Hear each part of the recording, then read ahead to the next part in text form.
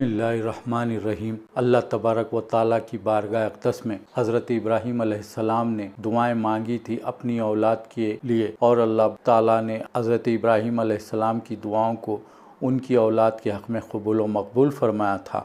ज़िलहज की तारीख़ 7, 8, 9 और 10 तारीख़ को ख़ास औलाद के हक़ में दुआएं मांगनी हैं, क्योंकि इन दिनों में हज़रत इब्राहीम अलैहिस्सलाम ने अपनी औलाद के लिए दुआएं मांगी थी और अल्लाह तबारक व ताला ने कबूल फ़रमाई थी।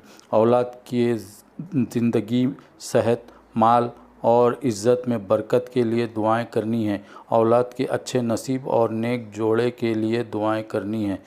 अल्लाह ताला हमारी दुआओं को हज़रत इब्राहीम अलैहिस्सलाम की सुन्नत के सदक़े में कबूल व मकबूल फ़रमाए और हमारी आने वाली क़यामत तक की नस्लों का नेक नसीबा और नेक जोड़ा हो। आप इस वीडियो को अपने दोस्त अहबाब में शेयर ज़रूर करें।